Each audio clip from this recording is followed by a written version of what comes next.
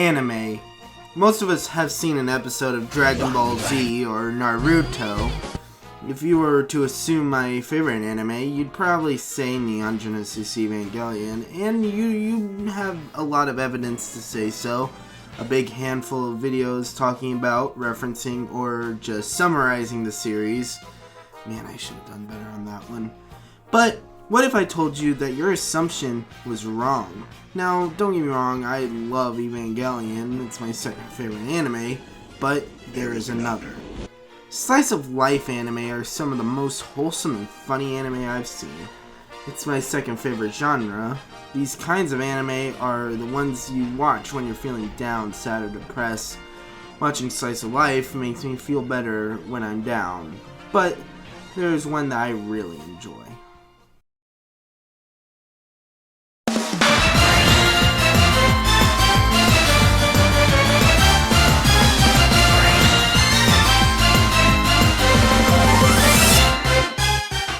Nichijou, My Ordinary Life, is a 2011 anime about the ordinary life of 3 students, a robot with a wind-up key, a kid scientist, a talking cat, and many other characters.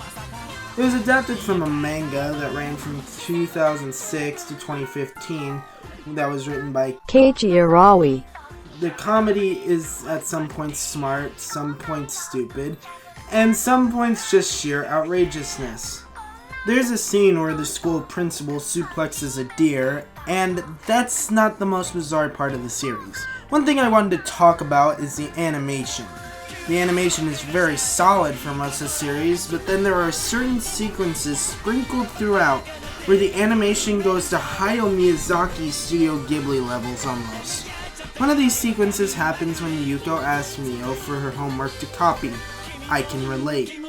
Mio realizes that in the notebook is a drawing that may or may not be inappropriate, so I won't show it. Let's just say it wouldn't end up well for Mio if this anime took place in Mother Russia. She doesn't want Yuko to see it and possibly show everyone. Mio then tries a bunch of different stuff to get the notebook back, including just taking it and even paying for it. But because Yuko is Yuko, a chase then begins. The chase scene is the fluidly animated part. It's done in an awesome, rough, sketchy style. The animation is so fluid, and I love it. It's also worth noting that the animation studio that made this is one of the giants in anime, Kyoto Animations. The same studio behind other incredible anime like Miss Kobayashi's Dragon Maid, K-On!, Lucky Star, and Violet Evergarden. On Wikipedia, it labels Nichijou as a surreal comedy. I'd say this is accurate. One scene that I personally find hilarious is a scene that takes place at a shrine. So Yuko, Miu, and Mai meet in front of the shrine to walk to school. Turns out that Yuko is the only one to do this self-portrait sculpture thing. Then it starts raining, because gotta have that, when it rains it pours, right?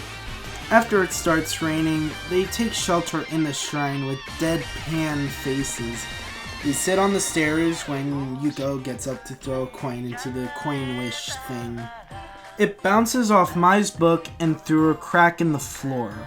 She then rings a bell on the end of a large rope thing and claps her hands together in a prayer-ish way. The bell then falls on her head with such force, pushing her through the floor. The bell then falls on Mio, sending her through the stairs she sits on. Then Mai, then a pillar, and a door falls on Mai. They sit in their positions for a second until the Shriner comes in. He sees the damage that can easily be repaired by some flex tape. He then yells at them, telling him to leave. He calls them thieves, then runs toward them. He then slips on Yuko's now soft and slippery sculpture and falls. The gate arch then falls, almost hitting the man. He says that there's evil spirits and demands that they leave. Then the roof flies away. A narrator then comes in, narrating their collective thought.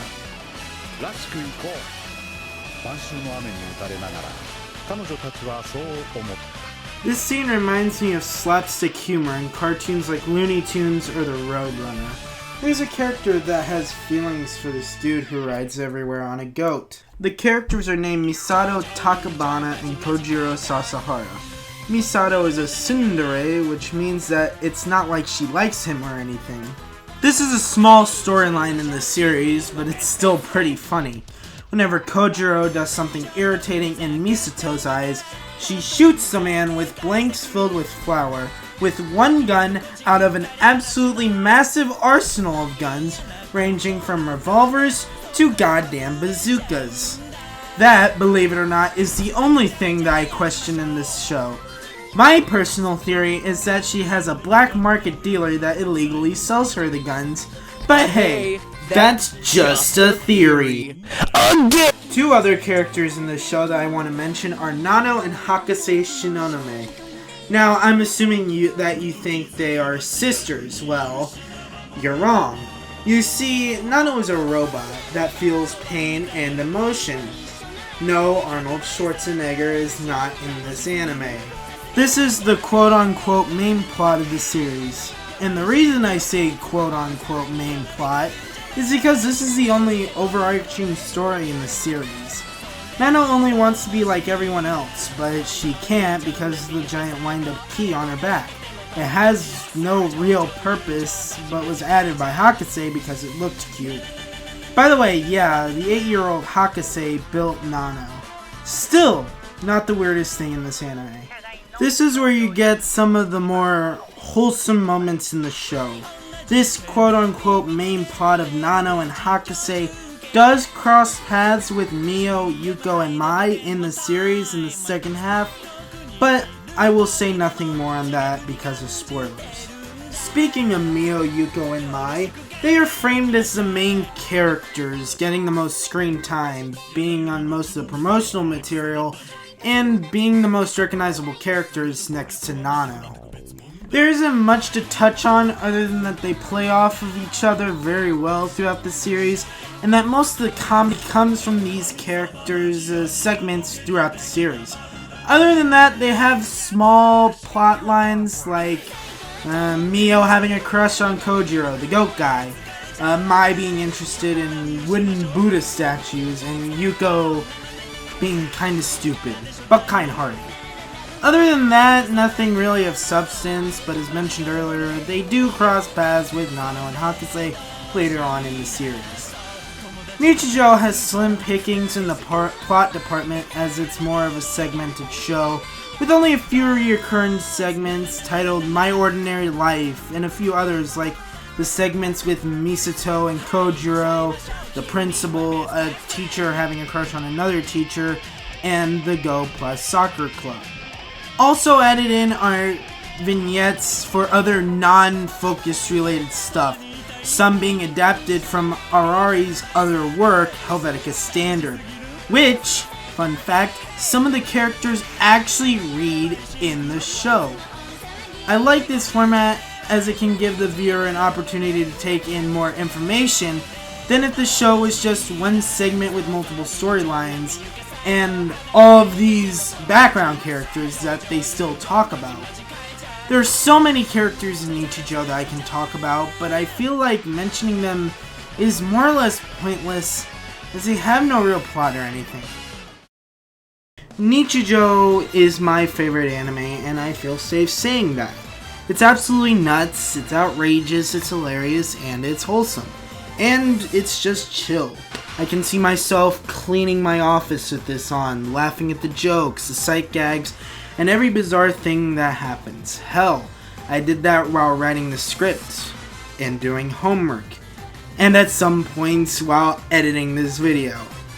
I had a bad case of strep throat a couple weeks ago, and re-watching Nichijou while kind of bedridden made me happy. Nichijou is a very niche anime. It's still quite popular, but I think it deserves more notoriety. It's been around for a while, since 2011, and it is really good. I didn't mention the soundtrack, but the music is really good. especially the two OPs that have been playing in the background since the beginning of the video, essentially. I listen to them almost every day, all day for 5 days, and I have not grown tired of the theme songs. And I don't care. I don't mind. If you want to know my personal opinion, OP2 is the superior opening, just so you know. So yeah, my favorite anime is about the normal life of some students, a robot, a kid scientist, and a bunch of other people that I don't really care about. And I don't mind it all. Also, this is the only anime that has made me want to read its source manga. Even JoJo's Bizarre Adventure didn't do that for me. And once this quarantine ends, I'm gonna seek out the manga. Because I'm a weeb. So yeah, that gives it more points in my book. If you haven't checked out Nichijou already, which is probably likely, please watch it. You won't regret it. I actually found out about it through a meme on Reddit, so yeah, that's a thing. But hey, thanks Reddit. So in conclusion, Nichijou is a beautifully animated anime series that deserves tons more recognition than it has now. It's a beautiful anime. It's a funny anime. You should go watch it. So it is time to rate the anime. For Nichijou, I'm feeling a strong 10 on this one. I rated Nichijou a strong 10 because this anime has stuck with me. As one who really loves seeing beautiful animation, no matter the characters, the plot, or the country of origin, this one really stuck. Also, again, I have to bring up the comedy. It's a big aspect of the show in the manga it was adapted from, and I believe that Kyoto Animation did a great job animating, and the voice actors, both on the Japanese and English side, did really good to deliver the jokes and make them land, no matter what. There was no reason behind this video. I just wanted to talk about something I really like, and I feel like I've done a good job. So with that, thank you guys for watching, and I'll see you later.